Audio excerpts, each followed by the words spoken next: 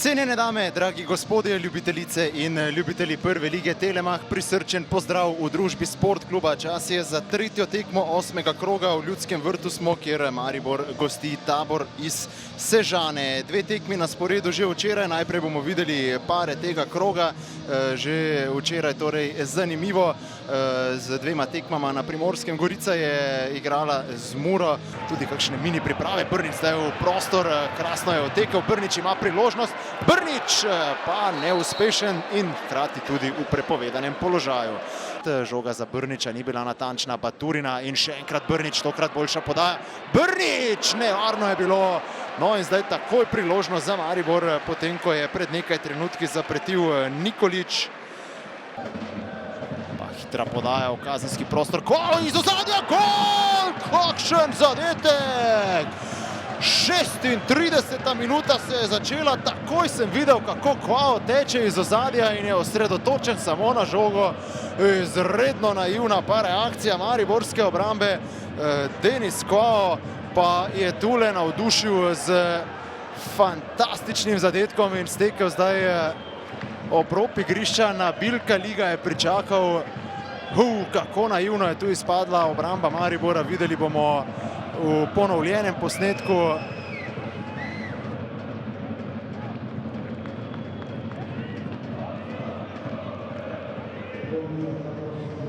Žinič, Baturina, tole zdaj nevarno, Kronaveter, Baturina, Kronaveter ima priložnost, Brnič in ubranili so se Sežanci. Krasna priložnost je bila to za Maribor, tudi lepa akcija pri Mariboru v sami igri. Žinič ima prostor na desni, Kronaveter ga je opazil, to je zdaj morda lahko nevarno. Žinič, previsoka žoga na koncu, nekaj komplikacij sicer v zadnji vrsti Tabora, ampak gostje so uspeli izbiti. Zdaj je znova Tolič. Težave s poškodbo prsta na nogi.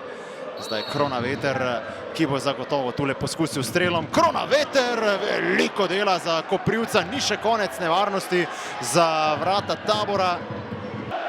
Letaj, ali lahko še enkrat dobro poda. Letaj, nevarna žoga! Gol! Ampak tokrat prepovedan položaj. Dvignjena zastavica rešuje Mariborčane. Tule je zagotovo zastal dih vsem na klopi vijoličastih. Poglejmo.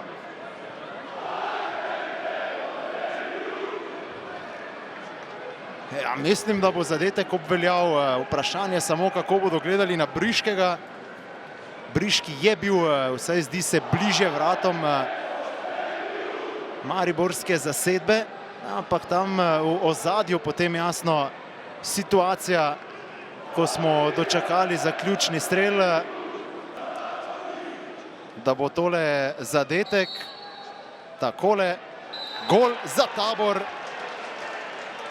Tako je bilo jasno, da je bil Briški v ofsajdu in da se bo Maribor v 64. minuti zdaj je šel v obrambi Sven Šoštarič-Karič na levo stran v branilskem paru. Kronaveter! Golazo! 66. minuta, ekspresno se na krilih svojega kapetana vrača Maribor. Znova zelo napeto tekmo. Mariborčani zaostajajo samo za zadetek, takoj so se predramili, ko je Tabor še enkrat zadev.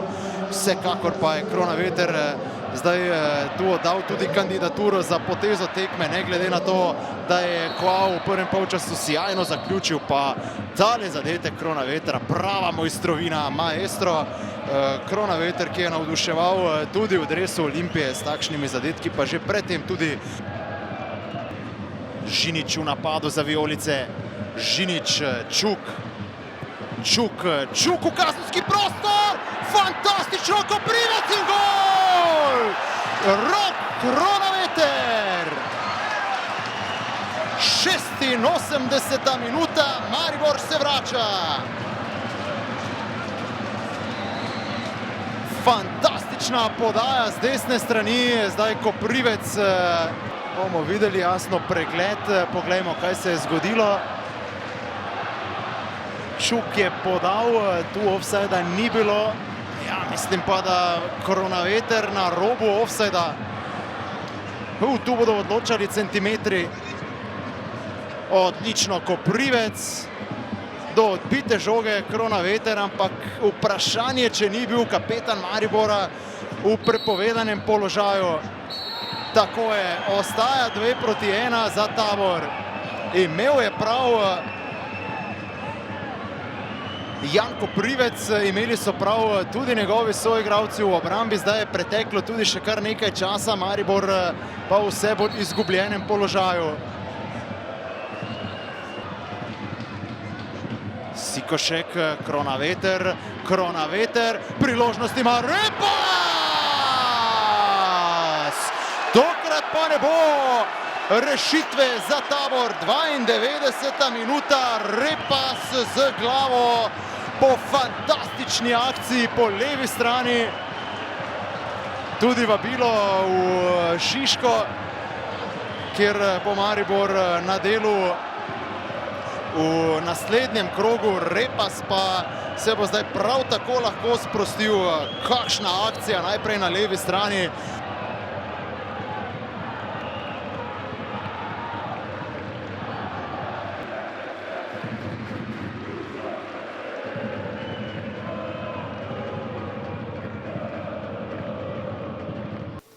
Pred tekmo bi najverjetneje podpisali tak izid, zdaj razumemo razočaranje. Kaj pa prvi polčas, koliko ste zadovoljni s tem, kar ste prikazali v Ljudskem vrtu, pa ne samo v prvem polčasu, ampak nekje tam do 65. minute, do tistega zadetka Kronavetra. Tabor je deloval odlično. Ja, nam je Maribor tudi to malo dovolil, tako da smo imeli svoje momente, imeli smo ogromno napak, smo delali takrat, ko bi mogli tekmo zaključiti, pripeljati do konca, ker prostora je bilo dovolj, enostavno nismo bili dovolj natančni in pol smo iz naše posesti dopuščali neke tranzicije. Maribor je s svojimi izkušnjami uspel dvakrat se vrniti v igro in to zmenjeni smo bili, da smo blizu igralcev, enostavno, čim jim pustiš 1 meter prostora, znajo odigrati in zato sem mal besen, ampak če bi nam pred tekmo kdo ponudil točko, bi jo verjetno z veseljem vzeli, danes smo pa malo jezni. Zagotovo pa bi bilo še lažje se pripraviti na Gorico, če bi prišli do zmage v boljšem razpoloženju. Sej za tega sem jezen, ker Gorica vem, da bo 3-krat težja tekma. Proti Mariboru je lažje igrati, ker želijo igrati, z Gorico bo pa verjetno naporno, tako kot je vsaka tekma. Dušan, najlepša hvala in srečno. Jakoslav Stanković, čestitke za zadetek, je pa že vaš trener Dušan Kostić dejal, da je vseeno besen po tekmi, ker ste bili tako blizu zmage. Kako ste vi videli zadnje minute? Res je, isto. Ponovili smo tekmo iz Mure. Isto se nam je zgodilo, v zadnjih minutah smo dobili gol. Nekaj bomo mogli spremeniti, če bomo hoteli pike domov nosti. Omenil je trener tudi, da bi se bilo lažje pripraviti na Gorico, ker vas tam čaka težja tekma, kajti Maribor želi igrati, Gorica ne. Se strinjate s to trditvijo? Ja, res je. Morda samo še danes, prvih 65 minut niste dopustili Mariboru, da bi razvil svojo igro. Kaj je bilo tu odločilnega? Priprava morda na tekmo, strategija trenerja? Ja, težko je biti pameten glede tega. Borili smo se, dali smo vse od sebe, mogoče nam je fokus popustil za minuto, 2 in oni so izkoristili in dali gole. Najlepša hvala in srečno. Rok Kronaveter, čestitke za fantastičen gol, čestitke za asistenco, ampak zadovoljstva pa zagotovo ni. Niste uspeli nadgraditi tiste zmage proti Muri. Kaj je manjkalo Mariboru, predvsem v prvem polčasu, ko ni bilo nekih povezanih akcij na sredini? Mislim, da ta prvi polčas v bistvu je bil sramoten z naše strani, ker brez neke želje, volje, tako se ne igra za Maribor in jaz mislim, da je to neko veliko opozorilo, ker če nam ni motivacija oziroma vsem igralcem, da igramo v Mariboru, pol je nekaj narobe in taki polčas si ne smemo več privoščiti. Vidimo pa na koncu, zadnjih 20 minut smo dali malo pogaso, dosegli 2 zadetka, lahko bi še enega in mislim, da če bi tako igrali celo tekmo, ne bi bilo sploh vprašanje. Koliko te VAR odločitve nekako vzamejo čustva, ko se čaka, če je gol, če ni gol, nekako se zdi, da ste igralci včasih prav v strahu? Pa dobro, normalno, zakaj VAR je to malo drugače. Zdaj, koliko sem slišal, da naš drugi gol je šlo res za centimetre in škoda, ker to bila, mislim, da je na 86. 85. minuta, imeli bi še 10 minut, ampak na koncu smo lahko srečni, da smo iztržili ta remi in tako sem rekel, ta prvi polčas čim prej pozabiti, ker ni bilo ničemer podobno. Rok, najlepša hvala in srečno. Damir Krznar, ne morem se znebiti občutka, da ne bi rekel, kot da ste vstopili oziroma so fanti vstopili v tekmo, da že vodijo z 2-0 s takšno miselnostjo. Je ta ugotovitev pravilna? Je, točno tako. Ušli smo jako sporo, jako teško, bez